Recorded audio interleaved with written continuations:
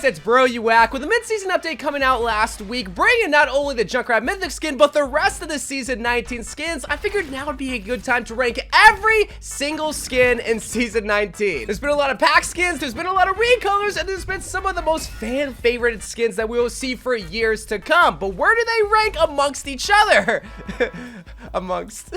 There are 44 skins coming out in Season 19, beginning with the recolors, because we don't properly rank recolor skins around these parts of town, especially the Cassidy All-Star skin, which is going to be beginning our list, followed by the Brigitte Tyrant Drake skin at 43. Then we got two Scarlet Overwatch Champion Series skin with Mercy's Scarlet Angel and Juno's Scarlet Ember skin, which I never really like these skins, but to recolor them, it's like, what's the point? Iliari got a Sun version recolor of the skin, followed by Farah's Malshite skin. Ash got a cursed recolor, literally, of her Freddy Fazbear skin, and then Doomfist got his Bastet skin recolored to Lapis, and then finally, both of the cat skins got a recolor with Iliari and Mercy, which you knew Mercy was gonna get her cat skin recolored at least 6 more times. We'll finally be getting our list with actual legendary skins. Barely, we actually have 5 skins coming from the same skin pack, which is gonna be all of the Archangel skins. All with the exception of one of the skins coming from this pack, they all share a similar design. White angel wings with a very angelic design, whether it's with their clothes or with their accessories, their weaponry, wherever the case may be. And all of them are just so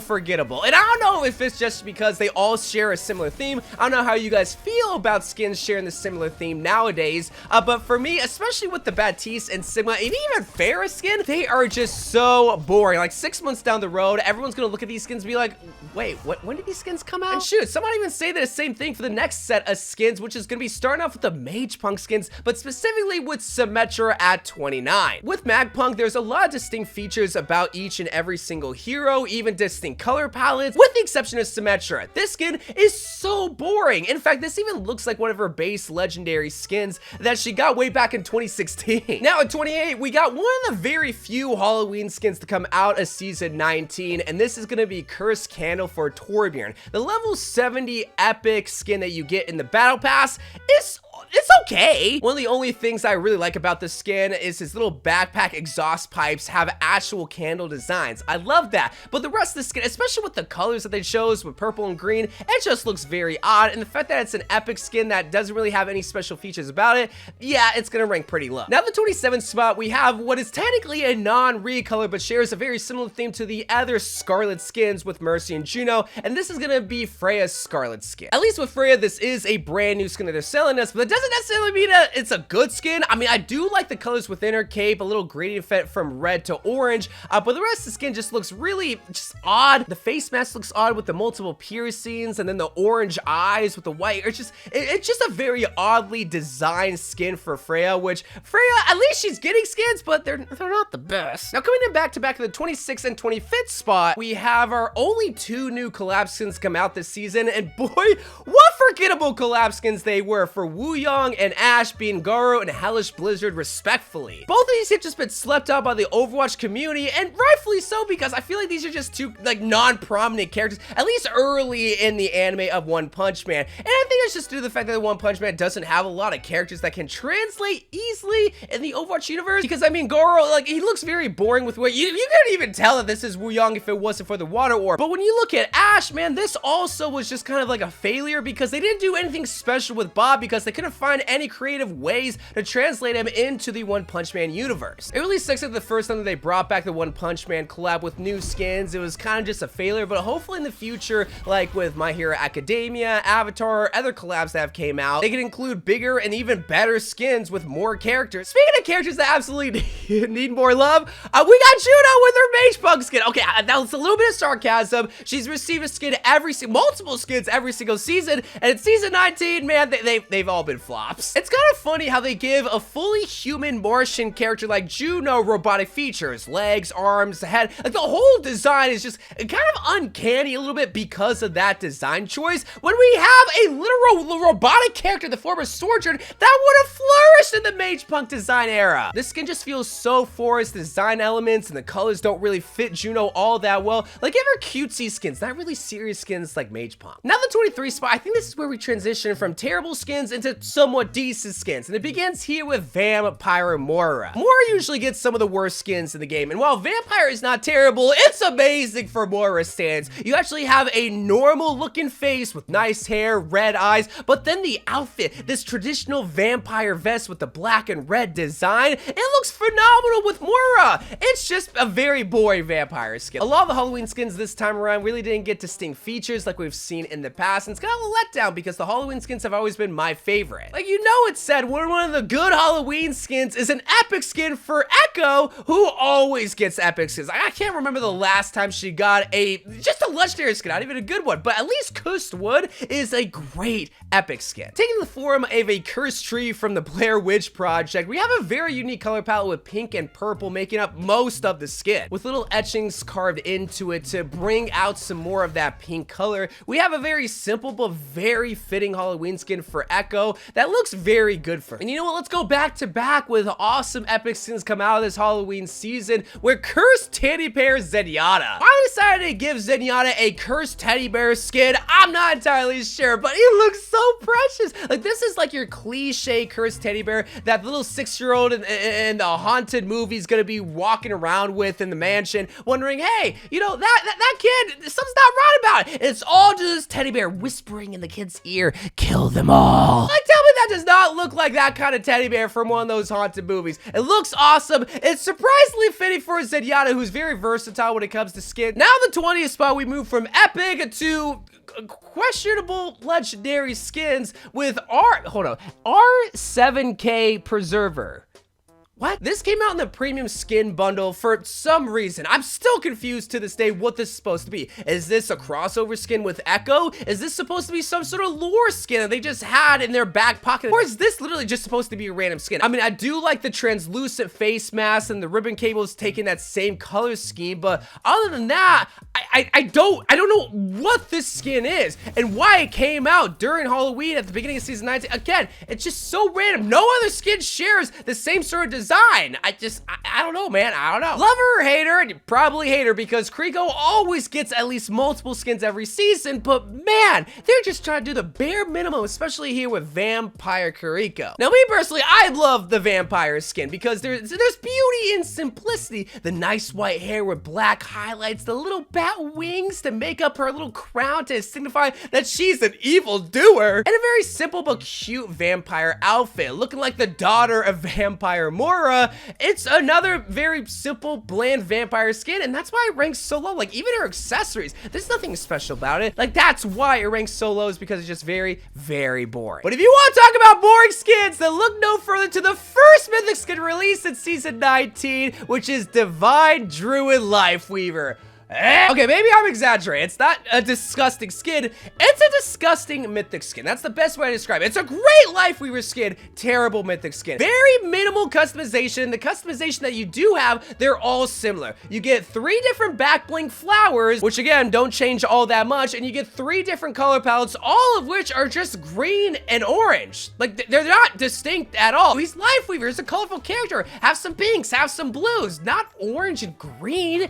Ew. And then the level 4 VFX, which is barely happening, is this little light glow in the back of the back bling, which you can barely tell, and I guess this little glow around his crown. And that's it. You can't change his hair, you can't change his outfit, you can't change his flower, nothing. So when you compare it to the other mythic skins, yeah, it's definitely a letdown, but even the skin itself, like, it's pretty. It's a good Lifeweaver skin, but that's it. That's why it ranks probably the lowest. Well, no, actually, I think Swordsman ranks lowest, but this is probably a close third, maybe, because of Orisa 2. That one sucked as well. Now the 17th spot, we got a skin that if they just changed the face of anything, it would be a top 10 Cassie skin. I mean, everything from the neck down is awesome. The belt buckle has this gigantic Oni eating his belt, traditional Japanese armor making up most of his accessories, like with his leg padding and his shin guards. He's got red toe beans. The actual skin of this Oni is dark red, like a traditional Japanese Oni, but it's when you get to his face that is like, very rarely rarely do they ever alter the face of Cassidy. Usually it's Reaper or Soldier 76 or a character that doesn't have like mass features, but here they literally just made him into a freak. Look at the imp, which I guess makes sense for Halloween, but that's why I don't like it, because if I have to look at that face every single time I pick this skin when playing Cassidy, I don't want it. That's all I see with the skin is at the bottom left hand corner, and it's scary, it's spooky, and I don't want it. All right, you're not on it, my guy. All right, continue to look pretty with your lifeguard skin and keep it moving. Now the 16th spot, we got another Magpunk skin in the form of Diva, and here I feel like they have a little bit more special accessories. Like at the top of a Diva's mecha, where the ears are supposed to be, they actually have crystals, which is the whole like aesthetic design of Magpunk. And then Diva herself looks eerily similar to Alchemist May, with black hair, little goggles on top of her head, and then a uniform that also kind of matches her mecha. There's nothing that really pops out with this skin. She's just really a cute scientist, not even a mad scientist, she's just a cutesy scientist with a very sick looking mecha. But when we look at number 15, another Magpunk skin, here is where we get some unique features with Soldier 76. We don't see a lot of Soldier skins, but at that, we don't see a lot of Soldier skins where they give him different masks, and if they do, it looks kind of odd. But here, I really like the mask that they gave him. This metal torturous mask with glowing blue eyes to match the different test tubes and shock elements seen throughout this whole entire skin. Even the crystals in his gun and his armor look so freaking cool, man. Like, this is kind of another simple skin, but because it does have that electricity seen throughout and those blue elements, it really sells this skin on not only the Magpunk design, but also on just a good soldier skin in general. We have been waiting years for this skin, not just because it's a Venture skin, because they get only one skin every 6 months, but specifically a mummy skin. And what a good mummy skin for Venture. This skin ranks high, not only because the skin looks so cute for Venture, not getting a very serious mummy skin kind of like Anna, but rather just a goofy one with red magic marker to make up the face, wacky hair sprouting out of the ribbons, but also a very colorful vest as well. Well, the skin ranks high because nobody else was deserving of a mummy skin. Venture, they're an archaeologist, they go digging for artifacts, so it makes sense to give them a mummy skin. Plus, the fact that they have a voice line saying, "Oh, I want to be turned into a mummy," was a necessary act that they needed to do. And the fact that it took them like, what, a year and a half, 2 years for them to finally give them a mummy skin, what a shame. That's an actual shame. The boy version of Kuriko is going to be taking the unlucky 13th spot with his latest Halloween skin, Wu Yang, and his Monster skin. Oh, so it takes a couple of years to give Venture a mummy skin, but it only takes them a couple of months to give Wu Yang a haunted sea creature skin. At least he looks good, man. I feel like this is one of those Halloween skins that you don't have to wear around just Halloween time. Like, it's very fitting for the character, being that they are this sea creature that just haunted the depths of the ocean. And he's still looking pretty with his bright blonde hair, his glowing blue eyes, and you can see all of the muscles still seen throughout, even though he is this haunted monster. Here is the final Magpunk skin, and taking the 12th spot, and it's gonna be for Mauga? Out of all the characters, Judo, Soldier 76, even Mauga is the best one? Well, look at the whole entire skin. We have different crystals floating throughout his armor set. You have electricity also shocking throughout his armor set, kind of like Soldier 76. You have a cool set of goggles and his hair flowing out behind it. His 2 chain guns also is very fitting with this skin as well. Like, Mauga just looks really cool. Looks very bright, really fits the Magpunk design. Just overall, when it comes to the Magpunk skins, they weren't really my favorite. They just came out a season where there was a lot of bad skins. And maybe that's why this Sombra skin takes the 11th spot, because it's one of the few unique skins that came out this season here with Ninja. I'm shocked they haven't came out with a skin pack where they make a bunch of other heroes into ninjas, but I really like them making Sombra into a ninja, especially for Halloween, because Sombra, she hides in the shadows just like a ninja. They gave Sombra her traditional Sombra color palette with dark purples and blues. We have the ninja fishnets that we've seen all throughout Naruto, but then we get to the gun. I think they fit just enough ninja elements to make this one of my favorite guns, with ninja throwing stars and the clip of the gun, different knives to the front and the back of the gun, this beautiful wood grain finish and this random rope at the side that just really ties this whole skin together. Get it? Because it's rope and you tie I'll shut up. Again, I'm still not sure why they made Saber into a ninja, but I'm so glad that they did because we needed unique skins this season. They came out with like 3 or 4 different skin packs and all of them kind of suck. Cracking into the top 10 is a skin that came out in a 2-pack that has a Noir theme, and man, these skins look so good. Anti-Hero Reaper is one of the few times where you have to remove the Reaper mask to showcase the theme that this skin is trying to portray, which is the old 19s, 20s detective and criminal masterminds roaming the streets of New York and Chicago. The evil mustache, the yellow glasses, this black and yellow color palette? Why did they make it yellow? I love the splash of yellow color. We don't see yellow too much in skins in Overwatch 2, and maybe just because I have the gold equip with the umbrella shotguns. Those are little umbrellas in case you guys don't know. And especially with the old black and white highlight intro where he's not speaking, man. Like, this whole skin pack, it's so random, but it's so good. Now the number 9 spot, we got where a mythic skin should be ranking. We got Junkrat's Cyber Fuel mythic skin. The second mythic skin to come out in season 19. It came out during the mid-season update, and I love this one way more than Life Weaver's. Like, I completely forgot about Life Weaver's mythic skin just because this skin actually has customization options. You can take the mask on and off, which you should always have the mask on because he looks so weird without it. You get 3 different tire customization, which I would rather have different mask customizations, but it's fine. But you also get 3 distinct colorways, and thank God that we have that, because if we're only gonna have colors really be the defining feature of this mythic skin, at least let them be good. And man, the colors with this is neon design with blues and purples, reds, and oh, it's so beautiful, man. Like, Junkrat, he's a very colorful character, so if you're gonna give him a mythic skin, you gotta represent his colorful personality. Not only do they give him different colors, but they also gave him wild designs with a cyber fuel aesthetic, which is what he's all about: fire and destruction. But it's not cooler than a Fox-inspired skin for the Fox-inspired hero, and taking the number 8 spot, unfortunately, or fortunately if you like Kiriko skins, is Inari. I'm shocked it took them 3 years to give Kiriko a proper Fox skin, but not just any Fox skin, an Inari skin. And if you guys don't know what Inari is, it's basically a Japanese fox, and we see that with so many different elements of not only this skin, but just Kiriko herself, with the Torii gates at which the Inari foxes guard throughout all of Kyoto and just all of Japan. We see different red robes and different red elements, which is the main proud color of Japan. We also see fox elements with the mask and the claws, the ears, different bells to indicate the jingle of the foxes running through the gardens and the Torii gates. And we even see those fox elements in her accessories with her knife, her papers, and the cleansing grenade. Yes, a little fox on the top. Look at that one.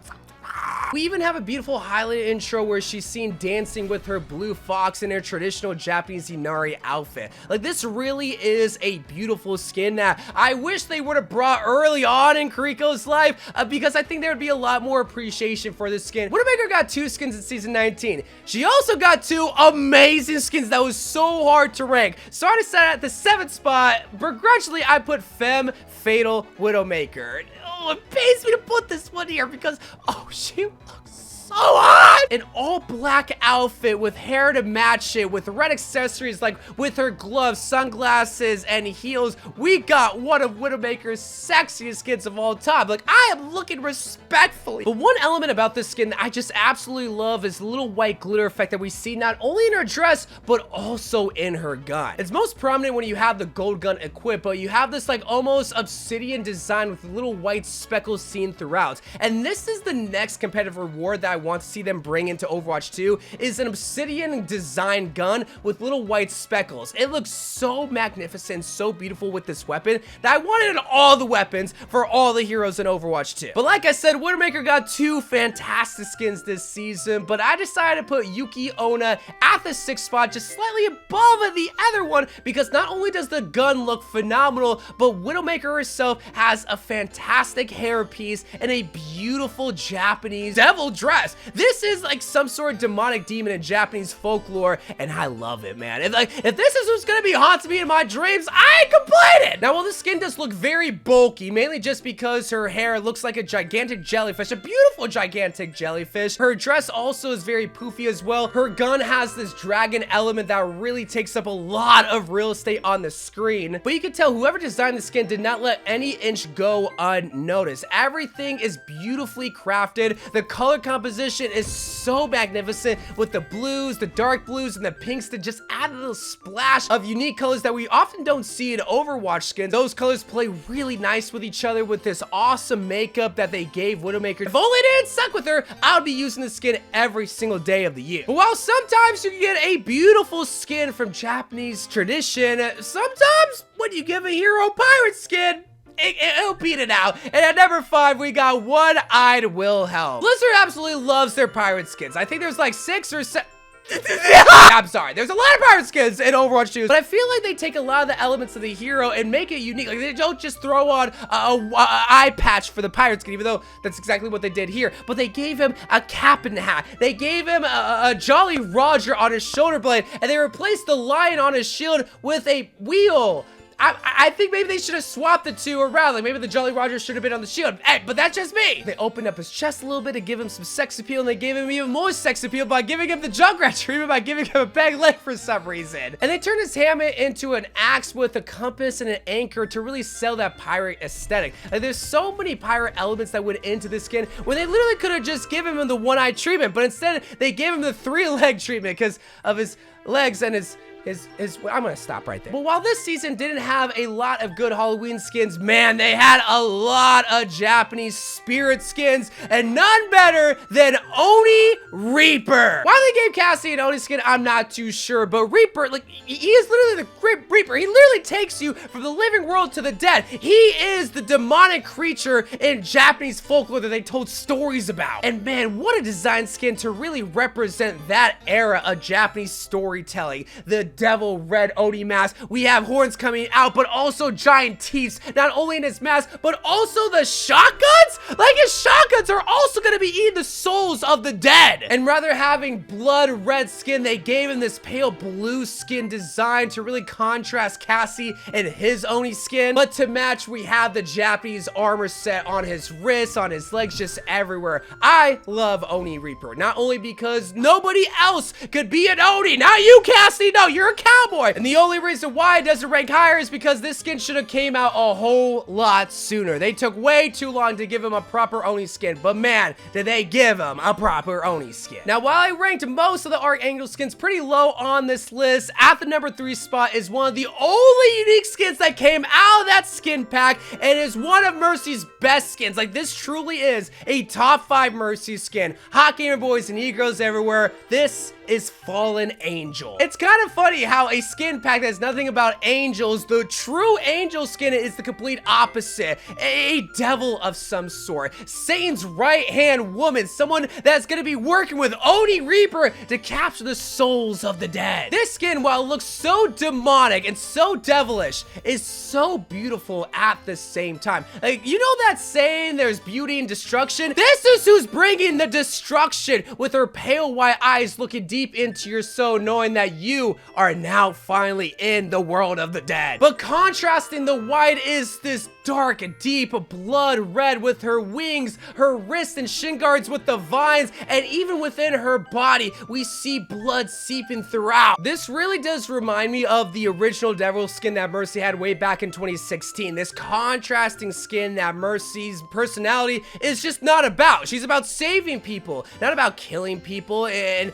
being this fallen angel that is in the hands of the devil. But if there's anybody that's supposed to be taking me to the underworld, this is exactly who I want to be escorted by. She is literally perfection. She is the perfect definition of a fallen angel. But sometimes when you make Bomb into a Lucky Cat, it's gonna beat it out, because here at the number 2 spot, we got Lucky Cat Ash. Coming from that same spirit skin pack that we saw at the beginning of this Halloween season, we got Ash that's supposed to be one of those traditional lucky cats that you see in front of a lot of Asian stores. He has cat ears, yellow eyes, and also this traditional Asian robe and getup, which looks absolutely beautiful. But she doesn't really quite look like that lucky cat that you often see, which is where Bob comes into play because he literally is that lucky cat. He looks so cursed, like he literally just stands in front of the store all day, just moving back and forth, hoping that you bring the store good fortune and good prosperity. Like, there is nothing behind those dead cat eyes of Bob. Like, really, a lot of the spirited skins that we got from that skin pack